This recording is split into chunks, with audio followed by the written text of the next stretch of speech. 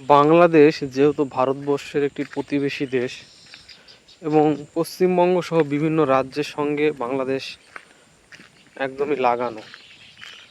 তো বাংলাদেশের বেশিরভাগ মানুষই ভারত বিরোধী কথাবার্তা বলে।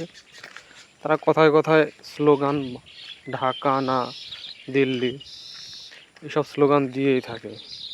তো ভারত স্বাধীনের পর ৮০ বছর ধরে বাংলাদেশ থেকে যে পরিমাণে অনুপ্রবেশকারী ভারতবর্ষে ঢুকেছে, তার ফলে ভারতবর্ষের জনবিন্যাস তো চেঞ্জ হয়েছে, মানুষের বিভিন্ন ধরনের সমস্যা দেখা দিয়েছে।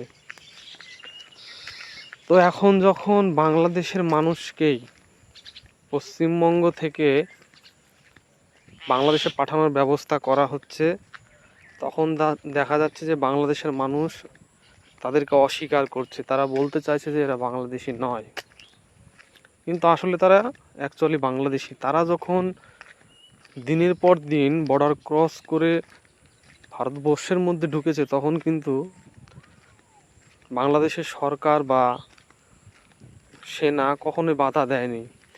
এখন যখন ভারতের সরকার বা ভারতের প্রশাসন তাদেরকে বাংলাদেশে ফিরিয়ে দেওয়ার ব্যবস্থা করছে, তখন তারা তাদের দেশের মানুষকে অস্বীকার করছে। তারা বলতে চাইছে এরা আমাদের দেশের নয়।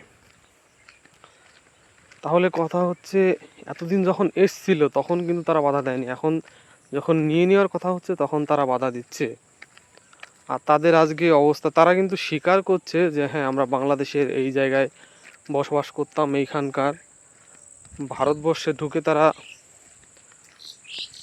ছিল যে অবৈধভাবেই সারা জীবন বাংলাদেশে থাকবে। এইসব ঘটনা ঘটার পেছনে কিছু রাজনৈতিক ব্যাপার আছে, সেগুলো আমি নাই বললাম। তো এখন দেখা যাচ্ছে যে ভারতের সেনা যখন বর্ডার ক্রস করে ওই পাশে পার করে দিচ্ছে, তখন বাংলাদেশের সেনা এসে বাধা সৃষ্টি করছে এবং মানুষগুলো মিডিল পোর্শনে আটকে গেছে। এখন তাদের যে অবস্থা,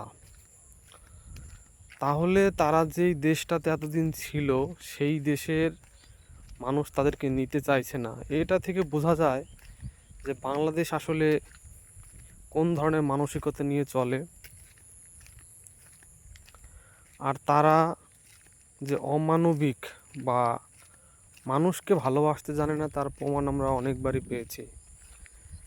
হিন্দুদের প্রতি তাদের যে খারাপ মনোভাব, এমনকি অন্যান্য ধর্মের প্রতিও, তো তারা অত্যাচার করতেই থাকে, চিরদিনই হিন্দুদের উপর অত্যাচার করছে। তার অনেক দৃষ্টান্ত আমরা পেয়েছি। এই যে ৮০ বছর ধরে যে আস্তে আস্তে বাংলাদেশ থেকে ভারতবর্ষের মধ্যে ঢোকানো হচ্ছিল বাংলাদেশের জনগণকে, এর পেছনে তো বাংলাদেশের অনেক কারণ আছে। তারা তো সেগুলো স্বীকার করবে না, কিন্তু তাদের দীর্ঘ পরিকল্পনা ছিল। এখন সেইগুলো ভেস্তে যাচ্ছে বা সেইগুলো তাদের প্ল্যানিং মাফিক হচ্ছে না বলে তারা এখন ফেঁসে গেছে। তারা এখন চাইছে যে এদেরকে আমরা নেব না, মানে এই মানুষগুলোকে, যে মানুষগুলোকে বাংলাদেশ না মানে নিতে অস্বীকার করছে, সেই মানুষগুলো একদম বলে দিচ্ছে তারা কোন বাংলাদেশের কোন জেলায় কোন গ্রামে কোথায় থাকতো। এমনকি বলছে যে তাদের আত্মীয় স্বজনও সেখানে আছে, তারা অপেক্ষা করছে। তা সত্ত্বেও বাংলাদেশের যে সেনা, তারা তাদেরকে নিতে চাইছে না, পুরোপুরি অস্বীকার করছে।